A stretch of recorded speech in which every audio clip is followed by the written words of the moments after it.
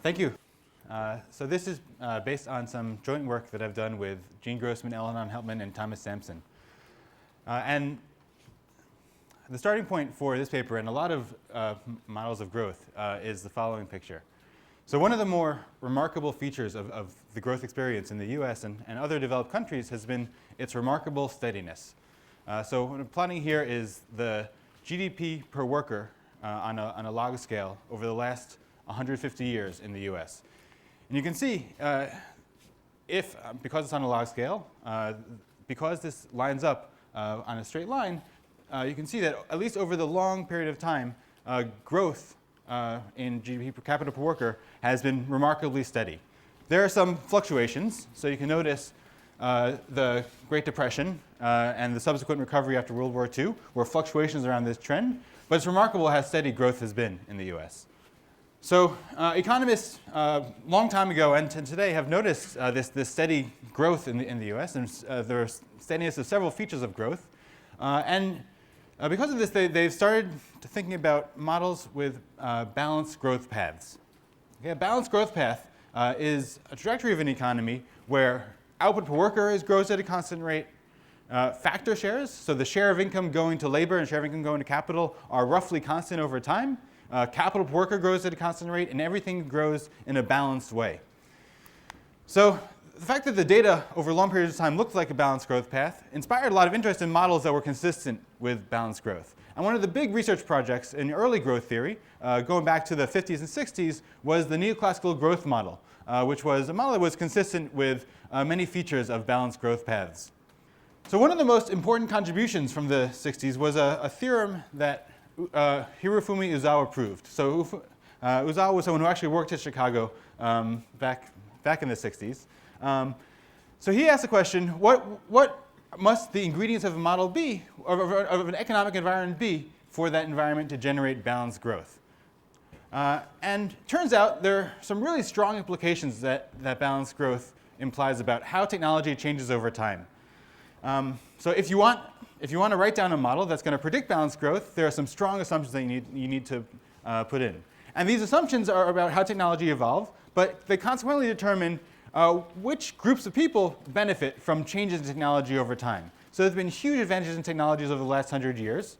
And there's a question, are those gains going to go to workers or people, owners of capital? Who's going to reap the benefits of technological change? And turns out that the way that technology evolves over time is going to determine who gets those gains. So for the last 50, 60 years, when economists have been constructing growth models, they've been writing down models that were consistent with the conditions of Uzawa's theorem, because they wanted to be consistent with the last 50 years of data. It turns out, so it's very hard to measure technical change or the way technology is evolving. But the one way I think that we can do that suggests that the way technology has evolved is not consistent with the way Uzawa said technology had to evolve in order to be consistent with a balanced growth path.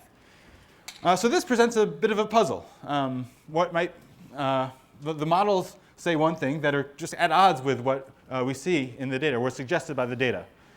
So in the paper, we're going to argue that so in any theorem, any result about an economy, there are some simplifications one has to make when writing down a model of the economy.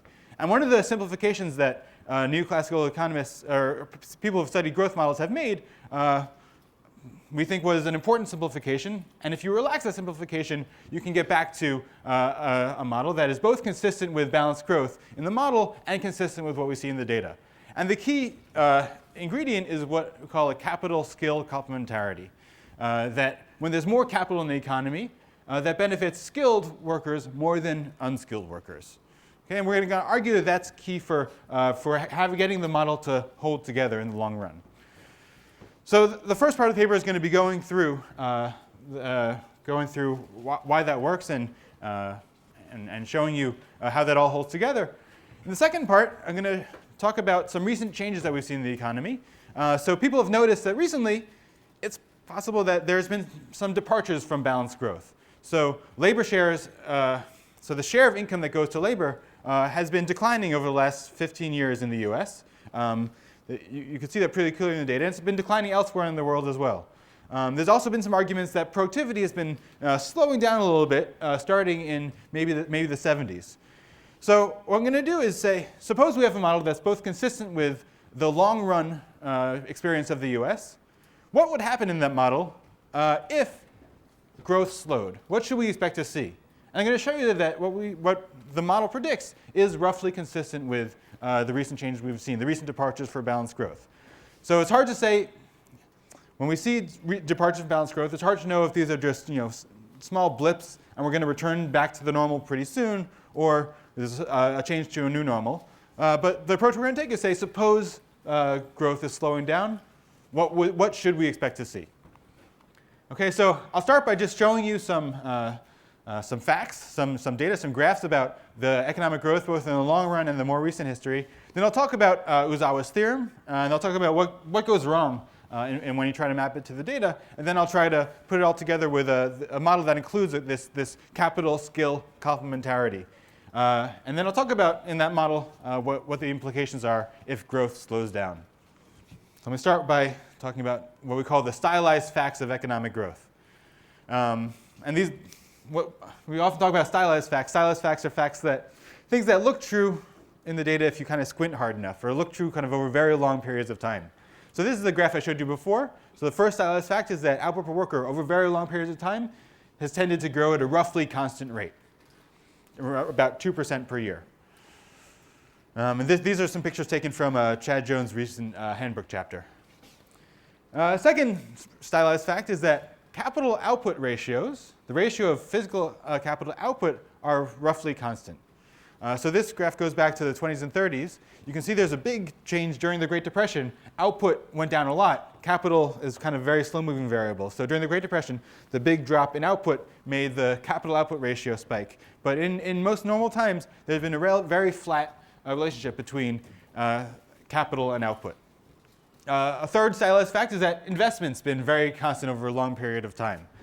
So we typically divide investment into two parts, structures and equipment. And in this, going forward, these are going to kind of play different roles. But you can see that the ratio of investment to output has been roughly constant over time. And finally, we have the labor shares, or factor shares. So if you can divide out income into the part that goes to labor and the part that goes to capital. And as a rough approximation, workers get about 2/3 of total output. Okay? Wages account for about 2/3 of total income, and capital accounts for about 1/3. In measuring how much of income goes to wages versus owners of capital, there's always a really tricky measurement issue, which is if you have somebody who owns their own business, they get some money, and it's always tricky to know how one might divide up that income between their wage income and their ownership income. So that's always tricky to do. But one area where that's it's a pretty clean comparison is if you look at the corporate sector, where there isn't much self-employment. You can look at how much of the corporate income, corporate revenue goes to workers and how much goes to the owners of the corporation. And that's what this green line is here. And so if you look at the factor shares among the corporate sector, you can see, again, the labor share and capital shares have been roughly constant. But as I mentioned earlier, you see, at least in the last 15 years or so, looks like the capital share has risen or labor share has fallen. So it looks like owners of capital are getting a slightly larger share of the pie over the last 15 years. Again, who knows what the future holds, but at least in the last 15 years, looks like there may be a deviation from this long-run trend. Another way to look at the growth experience is to look across countries with different levels of income. So what I was showing you was growth in the US over time. What I want to show you here is a labor share across countries at a point in time and where the countries are different levels of development. This is based on work by Doug Gallen. And you can see that this is a graph from looking at the cross-section of countries in the early 90s. You can see that labor shares across countries with very different levels of income look like they're relatively constant. Measurement issues get especially hairy for the low-income countries, but as a first approximation, it looks like factor shares don't change much with the level of development. Okay, so all of these these stylized facts tended to point to something that looks like balanced growth. The recent departure from balanced growth, so the work that's been pretty influential is some work by two professors here at Booth, Lucas Karabunis and Brent Nyman, who studied the labor share both in the US and across the world. And you can construct an index of factor shares across all different countries, and it looks like over the last 30 years or so, the labor share has been declining. A smaller share of the pie has been going to workers across countries. That's true both overall and if you just look at the corporate sectors across countries. It's not true for every country. So what this graph shows you is the trends in labor shares within individual countries. Over the last 30 years or so, most countries have had a downward trend in their labor share, whereas some countries have had an upward trend in labor shares. So just to sum all this up, so over very long periods of time, it looks like growth rates are roughly constant and factor shares have been roughly constant. But very recently, there's been some evidence that labor shares have been declining. So Karabunis has talked about this, and Nyman has talked about this. Thomas Piketty has emphasized a lot when he talked about what we should expect to see out of growth going forward. That a big driver of inequality is that a larger share of income is going to capital owners, not to workers. There's a second argument, or some evidence that we might be departing from balanced growth path. So Robert Gordon has made a forceful argument that the error from around 1870 to 1970 was a sort of a miracle error in the growth experience of the US. That we saw a lot of amazing innovations, things like the motor vehicle, electrification, indoor lighting, plumbing, a lot of household appliances, a ton of great innovations that were all clustered together. And in the recent experience, since starting in maybe the 70s, there's been maybe one big innovation, which was computerization. And that the experience, the high growth that we saw in the early period was something that might be unusual. So we might expect growth to slow down going forward.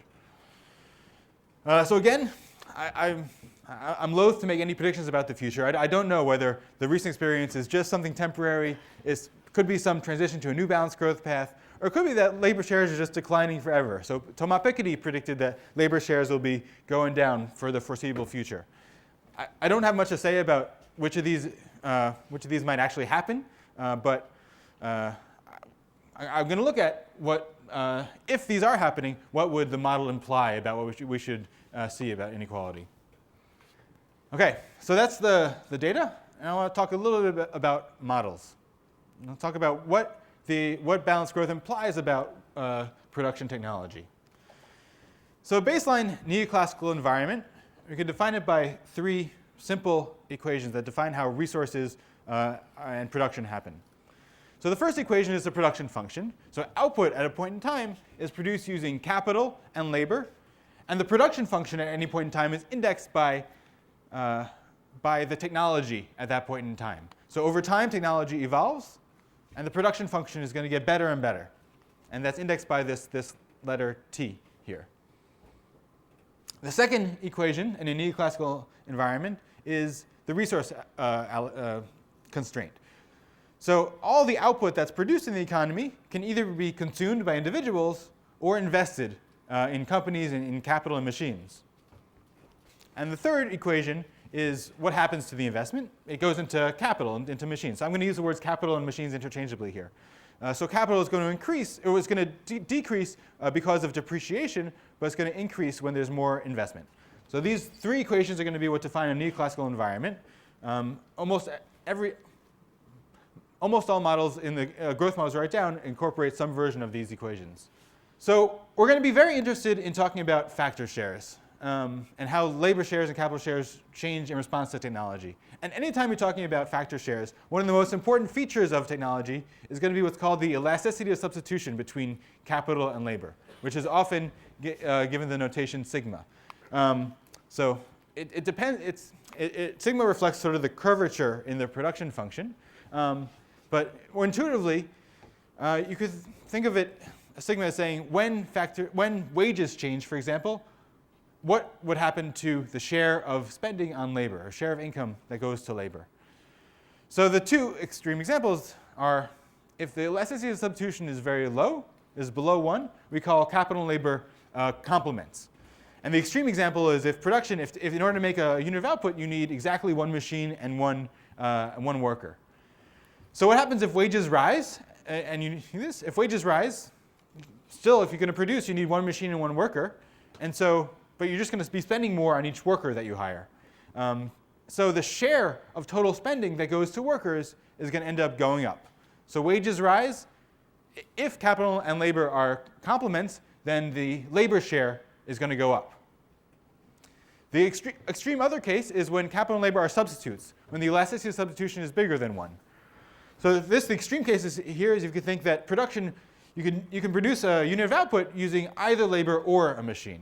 You don't need both. You could use one or the other. So what would happen in this environment if wages rose? Well, if you're hiring workers, if wages get too high, you're just going to shift to machines. A machine might be just as good as workers. You just substitute towards machines. If this happens, then the share of spending on labor is going to go down. Right? All your spending is now going to be on machines. Right? So if wages go up, if you want to understand what's going to happen to the share of spending or the share of income that goes to labor, the crucial thing you have to know, one of the crucial things you need to know is what the elasticity of substitution between capital and labor is. There's a lot of interest in the value, in whether capital and labor are complements or substitutes. It's not completely uncontroversial, but I'll make the argument that most of the evidence points to an elasticity of substitution less than 1, that capital and labor are complements. Not everyone agrees, but most of the evidence points in this direction.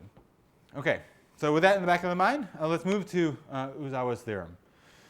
So a balanced growth path in a neoclassical environment is an equilibrium of the model where output, capital, and consumption all grow at constant rates, and the labor share and capital share are constant over time. And Ozawa famously proved in this theorem that if there's a balanced growth path, and if the elasticity of substitution between capital and labor is 1, so capital and labor are neither complements nor substitutes, or either complements or substitutes, so then technological change has to be labor augmenting. Okay, so what does labor augmenting means?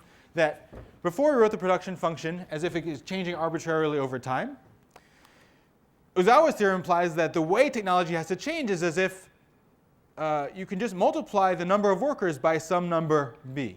All right, so what technical change does is if you're producing with a certain number of machines and a certain number of workers, it's as if you multiply the number of workers by a certain amount. Right? You're augmenting the number of workers, holding capital the same. Okay? So in principle, production technology can do lots of things. It can multiply the number of machines. It could shift how production happens. But on a balanced growth path, Ozawa proved that technological change has to be labor augmenting. It's got to multiply the number of workers. So on the one hand, this OK, that's great. Why does it matter that technological change is labor augmenting? So the way I always think about this is the way technical change evolves is it determines who is reaping the benefit from technical change. When technology gets better over time, who is gaining? Is it the workers or is it the capitalists who get the gains? When technology is labor augmenting, it turns out that it's going to be the case that wages are growing over time, but the return to capital stays fixed over time. Okay? And this seems roughly consistent with the experience. If you look at interest rates over time, they're not that different now than they were 100 years ago. But if you look at wages, they're way, way higher now than they were 100 years ago. So this seems roughly to fit the historical experience. Is there any evidence that technical change is labor augmenting? Well, it's kind of hard to see. You can't measure how technical change evolves directly. But it turns out there is, we can make the argument there's one particular type of technical change that we can measure in a particular way. And that's what's sometimes called investment-specific technical change. So think about some technical changes get embodied in capital, or we get better at producing capital goods. So we've gotten over the years way better at producing computers, for example, than we were 30, 40 years ago. You think of Moore's law, computers have gotten much better and also much cheaper over time. So the way we think about investment-specific technical change is that over time, we have some production function to turn capital and labor into consumption, and that you can use the same production function to turn capital and labor into investment goods, into capital goods, except there's some extra multiplier here, that if we put the same effort into making capital goods, that over time we get better at producing more and more capital goods with the same effort relative to consumption goods. Okay, so this is called investment-specific technical change. And how might we measure investment-specific technical change?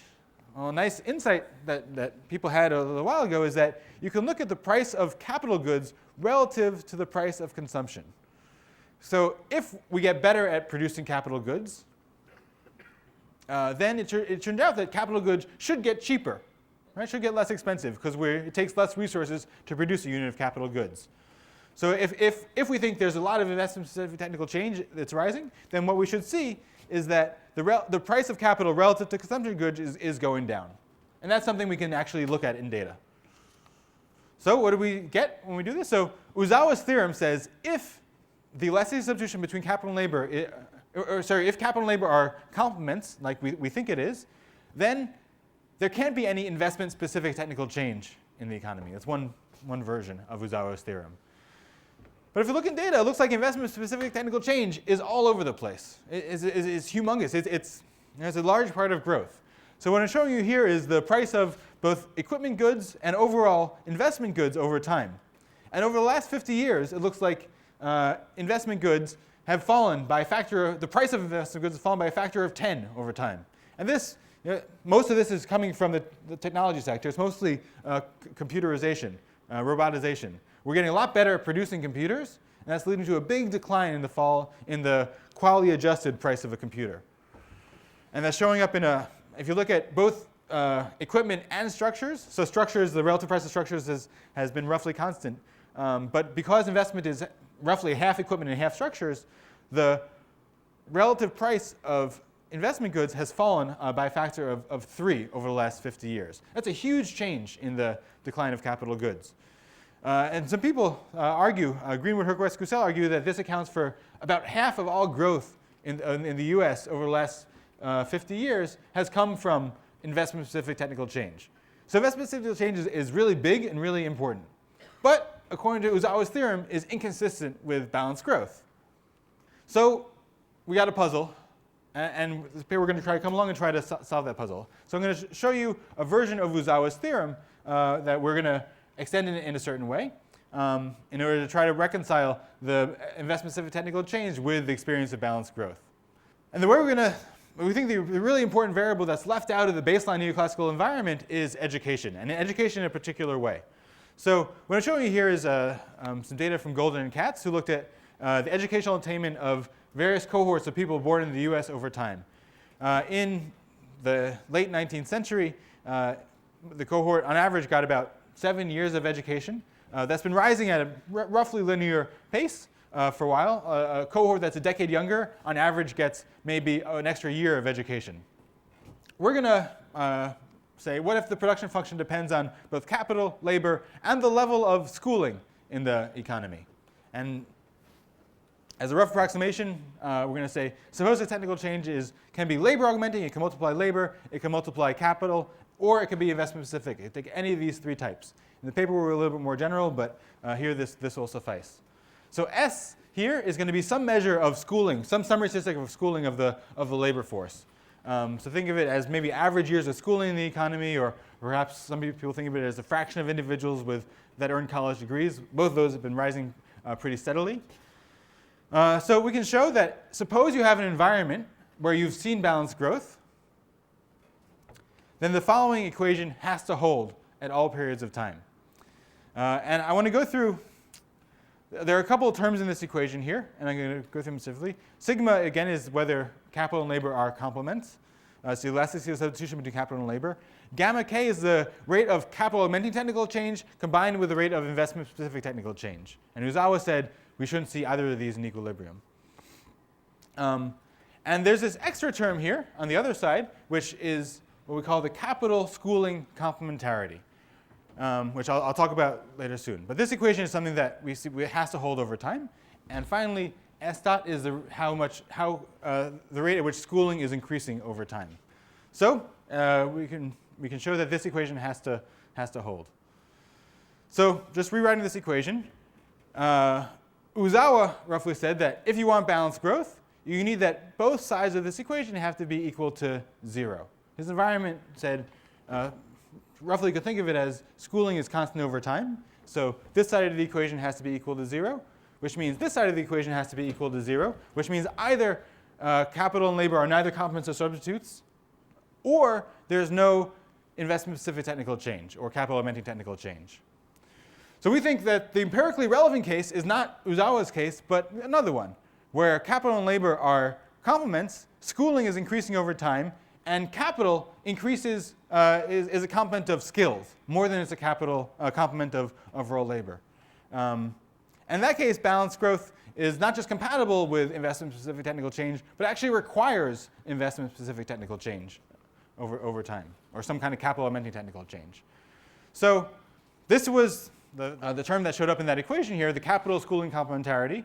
What this derivative means is that when the economy has more capital, that raises the return to schooling more than it raises the return to working more hours. Okay, so or it raises the payoff to getting schooling more than it raises the payoff to working more hours. So if that derivative is positive, then we have what we call a capital schooling complementarity. And so what's happening in the back of the model is you can think of it as this race between education and effective capital. So when you have investment-specific technical change, there's going to be more abundant effective capital in the economy.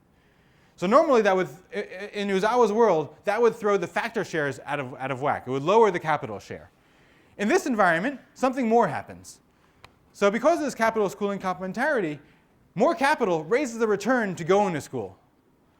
What that happens, so the return to schooling goes up, and individuals are going to actually go to school more and try to reap these returns. And because schooling is going up, that changes the return to capital as well, and that pushes the capital share up.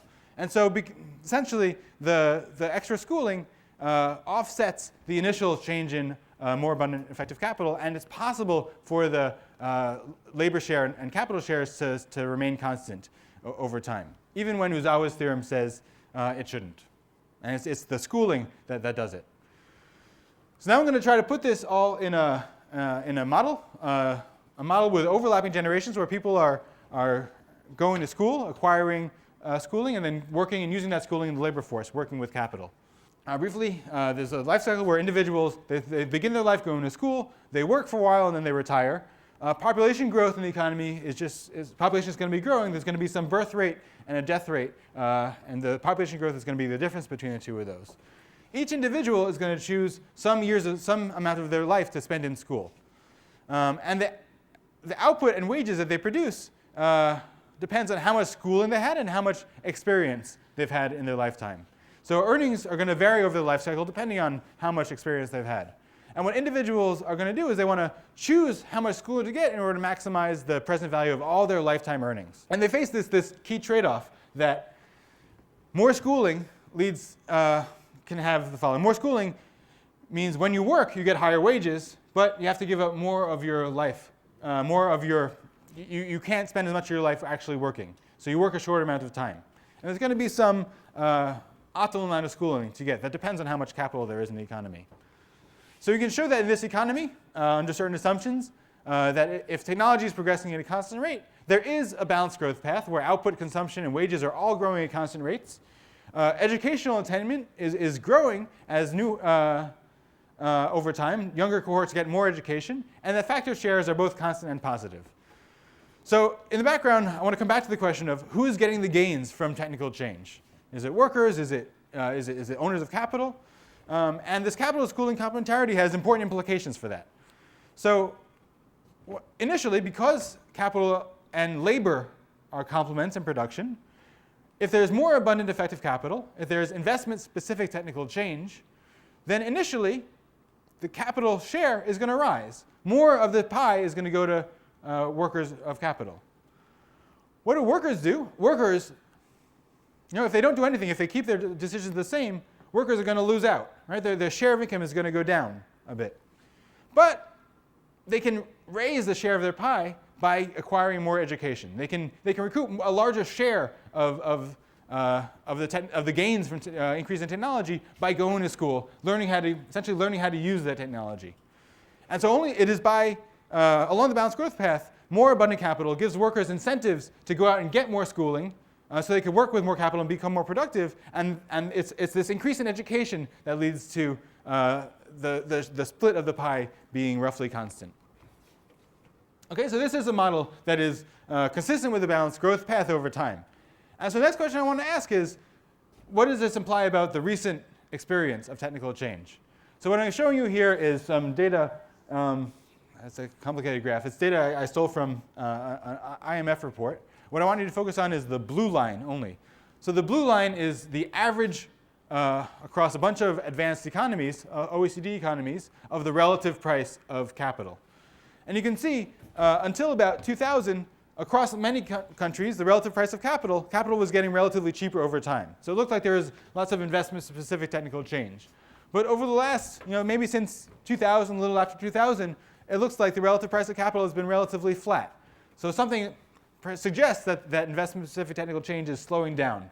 So what I want to ask is, suppose we have a model that's consistent with balanced growth over the last 100 years, but what does the model imply would happen if the rate if growth slows, or if investment-specific technical change slows down? What does it imply about the split of income between workers and capitalists and about schooling? So we're going to parameterize the model. We're going to throw some numbers into the model and just ask the question. So we're parameterizing it so that individuals, they work for roughly 40 years of their life. We're going to parameterize the production function, the aggregate production function, so that experience enters in a hump-shaped way. So there's a big experience, increases individuals' income early in life and sort of levels out over time. We're going to choose the rest of the production parameters so that in the baseline experiment, capital share is about 1/3. The elasticity substitution between capital and labor is about 0.6. So capital and labor are complements in production. And educational attainment grows by about 1 year per decade. And we're going to calibrate interest rates. So interest rates play a bunch of different roles in the economy. And we kind of can't match two important features of interest rates play. So interest rates are going to actually be pretty important. The model typically interest rates are pretty low. But if you look at the returns to schooling, the internal rate of return to schooling looks like it's really high, on the order of 10% or more, much higher than normal interest rates. And in the model, individuals are going to choose their schooling so that the internal rate of return on schooling is equal to the interest rate they have in the economy. So if we want to get schooling decisions right, what we're going to have to do is calibrate the model or parameterize the model so that the interest rate is relatively high. But just a note of caution, the results are sensitive to the level of the interest rate in this economy. So what do we get? So in the baseline, we're going to parameterize the model so that growth is split roughly 50. Technical change is split roughly 50-50 between labor augmenting technical change and investment-specific technical change. And when we do that, parameterize the model, we get a growth rate of a little above 2% in the baseline. Schooling increases by 1/10 of a year per year. So a cohort a decade younger gets an extra year of schooling, and the capital share is about 1/3. What happens if investment-specific technical change slows down? Okay, if we just plug in a slower rate of investment-specific technical change. Well, of course, technology is growing more slowly, so of course, growth is going to slow. Schooling is going to slow down as well. So because capital and schooling are complements, slower growth in investment-specific technical change leads to slower growth in effective capital. So schooling is going to keep increasing, but increasing at a slower rate. And the really interesting thing here is that the capital share increases as well. All right? So more of the pie is ended up going to go to the capitalists than the workers. And you get also a big decline in the interest rate. What happens? Okay, so that's one experiment. So the other experiment is if we also have slow growth, but it's the labor augmenting component of growth that falls. Well, of course, the growth rate is going to fall. But something that's schooling is going to proceed at the same rate because capital investment technical change is unchanged. But kind of interestingly, even if labor augmenting technical change slows, we get a big increase in the capital share or decline in the labor share. So the rough lesson from this is if growth is slowing down, then it's going to leads to, at least in this model, a decline in the labor share, a smaller share of the pie going to workers, which is, to first approximation, roughly what we see in the data. So I'll say that the magnitudes of this increase in the capital share are sensitive to some of the parameter choices. So I think there's a lot more work to do to figure out exactly the magnitude of this change. But we showed it pretty robustly goes in that direction. So what's going on? Why does slower growth raise capital shares or lower the share of income going to workers? So it turns out when interest rates are relatively high, when there's a high internal rate of return to schooling, individuals, when they're making their schooling choice, their incentives are relatively front-loaded. Okay? So if you have a high discount rate, you care a lot more about your income at the early life than at the end of your life. So when you're choosing how much schooling to get, you're mostly thinking about how much capital there's going to be at the beginning of your life more than at the end of your life. Because with a high discount rate, the earnings at the end of your life just don't matter as much. So early in life, you sort of choose the schooling so that you have the right amount of schooling for the amount of capital that's there. But over time, because schooling stays fixed over time, as the economy grows, someone who has some amount of schooling early in life, that's right early in life, the schooling stays the same late in life, but the economy is going to be growing. So late in life, there's going to be a bit of a mismatch between the schooling that an older worker has and the amount of capital that's in the economy. Roughly, there's going to be too little schooling relative to the amount of capital that's in the economy. So what happens when there's slower growth? Well, it turns out when there's slower growth, the gap between the schooling late in life and the capital late in life is going to be a little bit slower. Right? Schooling doesn't change, and if the amount of capital in the economy grows at a slower pace, the mismatch between schooling late in life and capital late in life is going to be smaller. And so relative to the baseline, there's more schooling relative to the amount of capital that's out there. And because of this capital schooling complementarity, that turns out that pushes up the capital share in the economy or lowers the labor share in the economy. So the discounting that individuals do, the rate of return individuals think about when they are making their schooling decisions is really important for understanding changes in the capital share in this environment. So yes, let me sum up here. So this environment, the first lesson from this paper is that capital augmenting technical change, it can be consistent with balanced growth in contrast to the received wisdom from Ozawa's theorem over the years. And the key twist in the environment is going to be a capital schooling complementarity. And the mechanism is relatively straightforward. Over time, when there's more effective capital stock due to both just regular capital accumulation and investment-specific technical change, more capital raises the return to schooling. So individuals, they see the return to schooling is higher, they're going to spend more of their time going to school and increasing their schooling. And so the capital share, on the one hand, because capital and labor, raw labor, are complements, more capital is going to lead to a lower capital share, but the schooling is going to offset this. But because the individual is getting more schooling over time, and capital and schooling are complements, that offsets it. In the paper, we talk a lot about what you need to get these things to offset exactly. And so we think this overlapping generations model captures a lot of the experience of US economies over time. So we see the capital price getting cheaper over time. We see individuals are getting more schooling over time, spending less of their life in school, less of their life working. And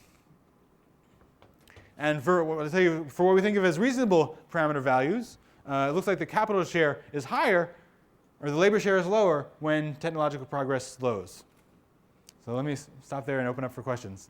A couple of slides ago, you said this model cannot account for low real interest rate and the higher internal rate of return on education. I thought it was quite puzzling because we live in an era where we see ever lower real interest rate and ever higher return on education. I was thinking about why this could be the case, why the model can't take this into account.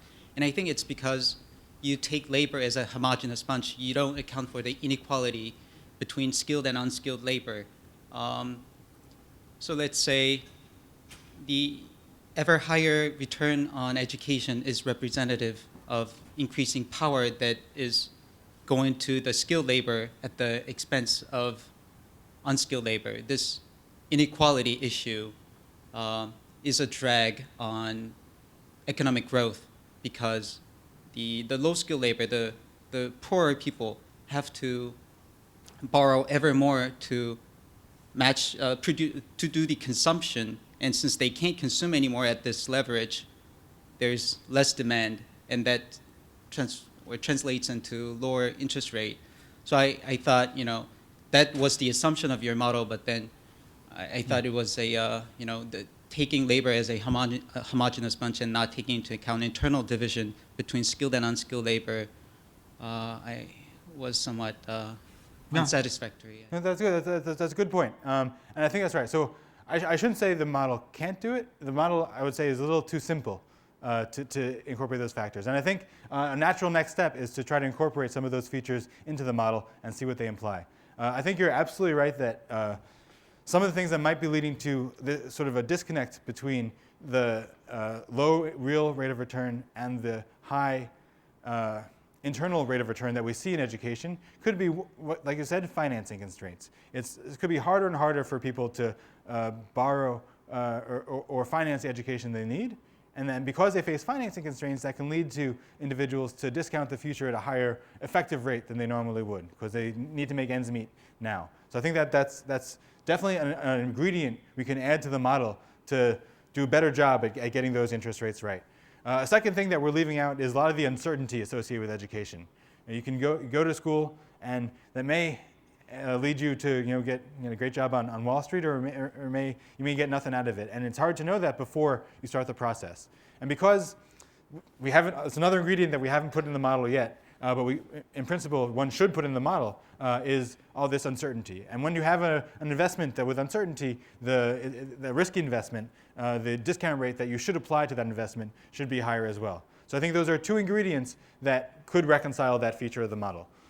So right now we're still playing with, like I said, the model is almost embarrassingly simple. And it's designed that way to sort of illustrate what's going on in the model. But I think if you want to think about these issues more seriously, I think it's important to incorporate some of those concerns. I'm wondering if you compared different age groups, because I think that for most people in this room, they had to pursue higher education to see success, as opposed to people in their 50s and older tend to get by on high school diplomas and bachelor's degrees when we may need a master's to receive the equivalent over time. Yeah, so I think that's a great point. So certainly what the model would predict is that what you need to make sort of median income, or to make a normal amount of income in the economy, the requirements for that rise over time. And you should see that the older generations may be perfectly reasonable for them to get just a high school degree, given the amount of, through the lens of the model, it's given the amount of capital they were going to be working with, effective capital. If you didn't expect to be working with computers all the time, it doesn't make sense to get a degree.